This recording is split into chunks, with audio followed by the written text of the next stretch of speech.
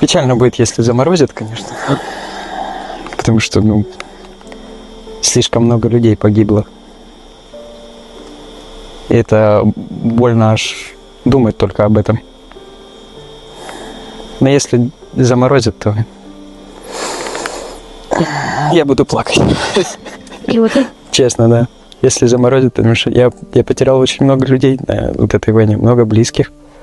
Меня отца убили.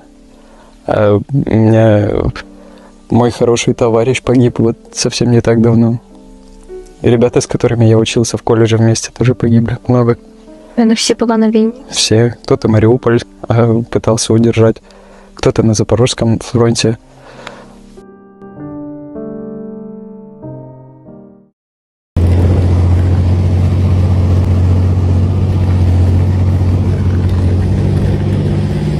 On the 1047th day of the Russian invasion of Ukraine, this war continues to offer unexpected script twists. Faithful to their surprise operations and with a certain load of audacity, and no doubt also desperation, the Ukrainian military have unexpectedly launched a new offensive in the Russian region of Kursk at a time when most expected that peace negotiations would soon begin upon Trump's inauguration on January 20th. But this date is rapidly approaching, and every day the situation gets more complicated. On the 15th day of the Ukrainian presence on Russian soil, Kiev has launched a counterattack to widen the gap to the north. In broad daylight, without fog and with sun, the Ukrainian armed forces have advanced with several armored columns, which carried wagons in front of them, towards the Bolshoye Soldatskoye area, which was in Russian hands. But the goal of this new counteroffensive, much like what occurred on August 6, remains very unclear. Some Russian war correspondents report a new Ukrainian offensive allegedly aimed at capturing the Kursk nuclear power plant. The Russian Ministry of Defense, however, described the event as being launched with the goal of stopping the advance of Russian troops. Andrei Yermak, head of the presidential office, stated that Russia is getting what it deserves and called the operation good news for Ukraine. Meanwhile, in the all-important Donetsk region, Washington Post admits that Russian forces in Ukraine are advancing at their fastest pace since the early days of the invasion, by using the biggest advantage Moscow has in this war: manpower.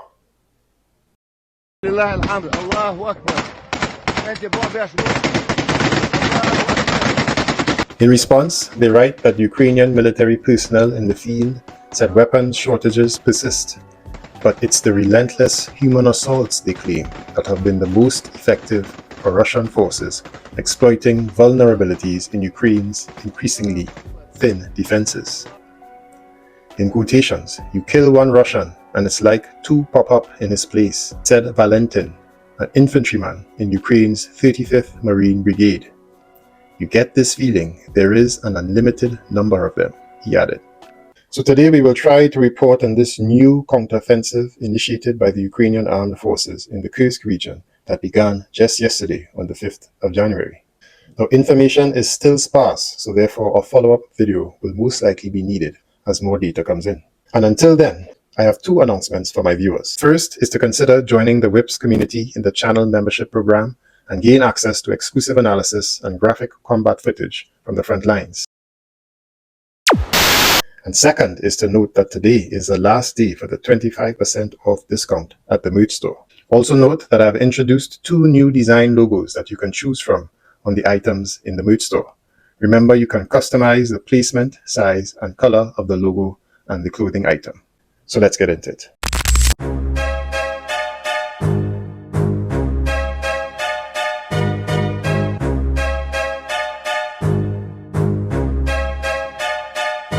The new Ukrainian Kursk counteroffensive was first reported by Russian pro-war bloggers and Telegram channels on Sunday morning, with pro-Kremlin Telegram channel Rybar reporting that the armed forces of Ukraine had begun its new advance from the Russian town of Sudza, which has been under Ukrainian control since August. and that its forces were moving further east towards the village of Bolshoye, Soldatskoye.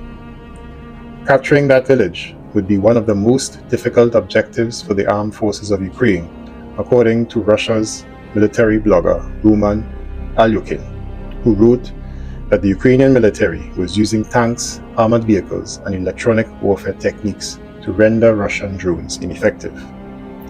Around 11 a.m., the Center for Countering Disinformation of Ukraine reported attacks by the Ukrainian forces on Russian positions in several areas of the Kursk region. Ukrainian experts such as Andrei Kovalenko, head of the Center for Countering Disinformation, allege that in the Kursk region, the Russians are deeply concerned because they were attacked on several fronts, and this came as a surprise to them.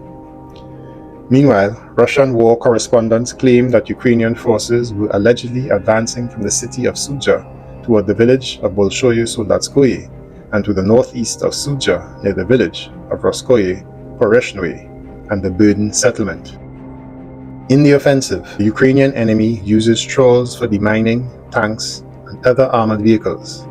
The Ukrainian enemy tightly covered the attacked area with an ERB, so many drones are useless. Perhaps the Ukrainians will try to break through in other directions, wrote Z-blogger Roman Alekin. Later, he added that the fighting for the village of Berdin near Bolshoye Soldatskoye had already begun. According to some Russian bloggers, the Ukrainian army has taken control of the settlement and is already moving on. Others, however, deny it. It should be noted that Bolshoye Soldatskoye is located 20 kilometers northeast of the Ukrainian-occupied Sudzha and 80 kilometers toward Kursk.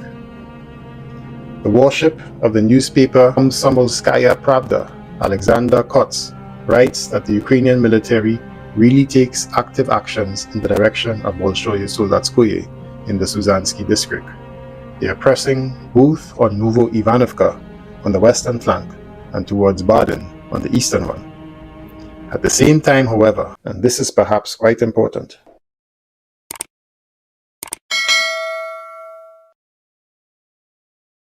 Kots does not rule out that the main strike of the Ukrainian military may be somewhere else.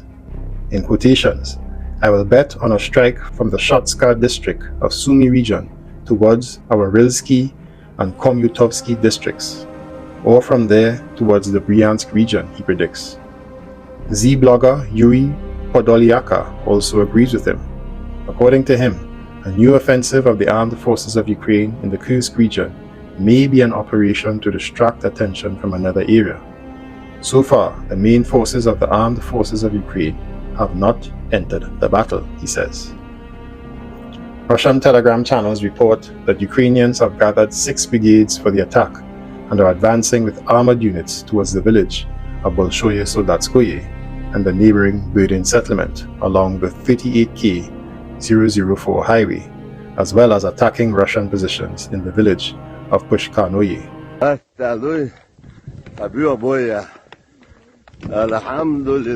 Later, some Russian media claimed the capture of Berdin, with the alleged primary goal of the Ukrainian forces being the capture of the nuclear power plant in Kushatov, despite President Volodymyr Zelensky's statement in late October that Ukraine could have taken the Kursk nuclear power plant but chose not to. However, there is no official information from the General Staff of the Ukrainian Armed Forces regarding the situation in the Kursk direction. Russia has not commented on the situation yet, but it is known that Russian Deputy Minister of Defense Yunus Bekyakhurov arrived in Kursk. Ukraine, as I said before, has used its best remaining brigades, the 47th, the 80th, and the 82nd. The first of them is armed with Western equipment, including Abrams and Bradley armored fighting vehicles, perhaps the one that has behaved best in this type of confrontation. The 80th and 82nd Brigades are made up of professional parachuters. They are the most experienced of the Ukrainian army. Так, друзья, ассаламу алейкум всем. Ну что, вчера у нас, как я говорил, была огромная паника. Все рассказывали, как нас тут всех уже убили, Москву взяли. Ну вот, сегодня день продолжается. Как я вам сказал, идет зачистка. Значит, я вам хочу показать еще 13 пленных. которые приняли правильное решение и остались в живых. Так, представьтесь, пожалуйста. Сичов Олександр Володимирович. Число, месяц, год рождения. 3.12.90. 90. Откуда родом? Херсонська область, Великоолександрівський район, село Новопавловка. С какого подразделения? Воевала 72-я. 82-я бригада. Так. Головко Артем Олегович, 20.08.1999, сам родом із Сумської області, місто Ромни, з 82-ї бригади. Russian state media RT News reported that Russian forces have repelled the Ukrainian counterattack as part of a more general advance of Moscow's troops in the Kursk region. Artillery and aviation of the group of troops north defeated the assault group of the armed forces of Ukraine.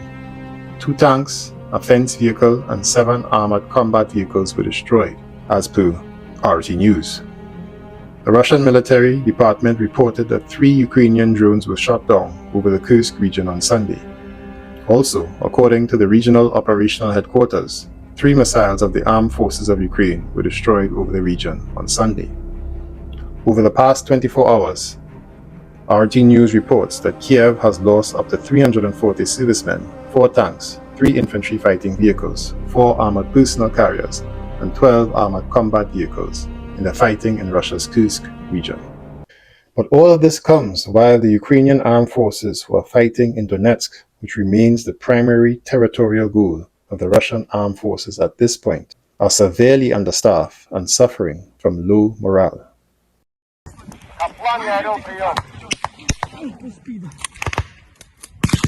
Soldiers who initially said that they believed in fighting until the last of the Russian occupiers were pushed out of all of Ukraine's territory are increasingly supporting President-elect Donald Trump's call to begin negotiations to end the war. Washington Post assesses that the shift in attitude has come as Ukrainian soldiers said that they have grown frustrated with their own government in Kiev, criticizing what has been a slow and disjointed mobilization campaign. Many also said they had to invest their own money or were dependent on civilian volunteers for equipment, such as drones and the vehicles they drive near frontline positions because they could not rely on the government for essential equipment. The words of a Ukrainian soldier in the 35th Brigade by the name of Alexander described the situation aptly in his interview with the US media outlet. In quotations, "When I just got into the army, the situation was bad. But now, for a new person, the situation is so bad that I don't judge anyone who is deserting." But it's not just the manpower advantage that is giving Russia the upper hand in the east of Ukraine. Ukrainian soldiers report that in addition to Russia's artillery advantage, they are now using new self-destructing drones that fly with the use of fiber optic cables, making them especially deadly. What is most alarming of all is that these drones are largely invulnerable to electronic jamming, as they are controlled through long, thin coils and not radio waves.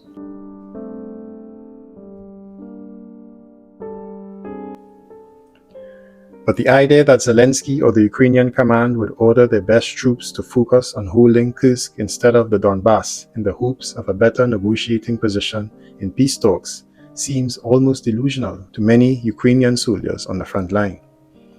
Based on interviews with Ukrainian soldiers from 6 brigades fighting in eastern Ukraine, the Washington Post said many were skeptical that Russian President Vladimir Putin would agree to a ceasefire while his troops appeared to have the initiative and fear Zelensky would have to make painful concessions.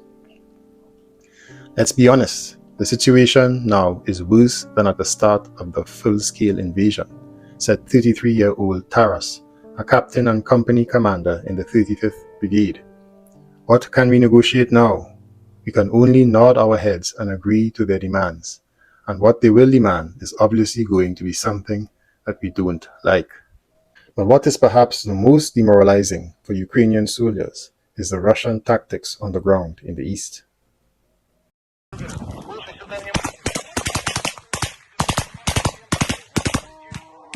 A tank commander in the 68th Brigade who spoke on the condition that he would be identified by his call sign Fizik called the Russian strategy sheer madness. Maybe one man from the third group reaches their goal, Fizik said, He digs in there, sets up communication, and coordinates the others. They gradually accumulate a critical mass of people in one place near our positions. Moving in smaller groups on foot, the most used tactic, also allows the Russians to covertly build up forces, 1 or 2 people at a time, before their next attack. Armored vehicles are rarely used in offensives anymore, soldiers said. You think everything is all right because you haven't seen a lot of the enemy, and then suddenly 10 people run out of one basement, said Taras, the deputy commander fighting near Kursk. That happened to us recently. Where did they come from? She asks. But once again, just like I reported in my previous video, the Western media is now shattering the pro-Ukrainian narrative that they're exchanging territory for destroying Russian troops in the hopes that the Russian offensive would stall. It was the main talking point for pro-Ukrainians who claim that Russia is not winning. But as with the candid admission from Ukrainian soldiers in the New York Times, another one surfaces here. Washington Post writes that Ukrainian soldiers said, and get this, casualties have been higher in defensive positions than when they are on the offensive. Let that sink in. This means that Ukrainian soldiers now admit that they are suffering worse losses defending in the Donbass than they were when attacking in the 2023 counteroffensive. Drone surveillance has enabled both armies to monitor any movement across the battlefield, and the greatest danger now is just getting to a position.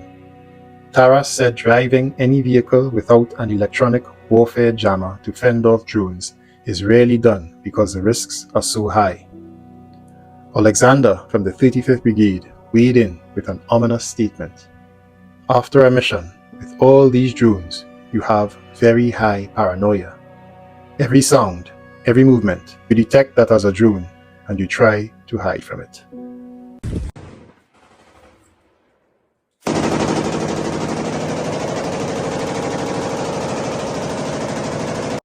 Now, to my frequent viewers, as the intellects that you are, I would like you to take a look at this next clip of Volodymyr Zelensky in his interview with Lex Friedman podcast, and tell me if you think that President Zelensky is losing his mind. In my opinion, he's becoming more and more unhinged. But tell me your thoughts and put your comment in the comment section of this video. Is some Uncle Vova irritated by the word NATO? There's a problem with the word.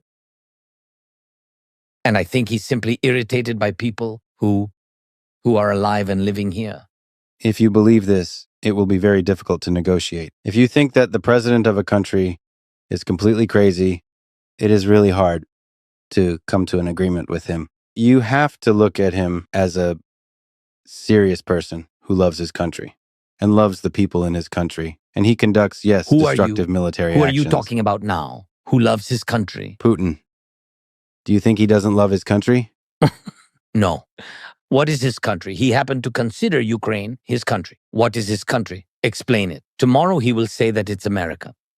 No pity for the Chechens? Do they look like Russians? Do they speak Russian? Of course.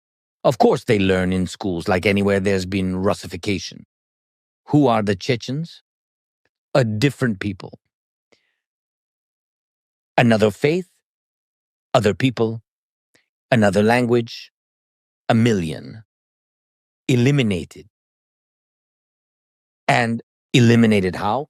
How did he kill them? With love? I know, by hugging. In Ukrainian, as we say, strangling by hugging. I love you so much. I love you so much that I want to kill you. That's his love. And that's not love.